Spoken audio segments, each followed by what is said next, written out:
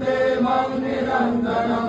श्रीगुरुवाक्यं सदा सत्यं सत्यं दीर्घं परं पदम् त्वमेव माता च पिता त्वमेव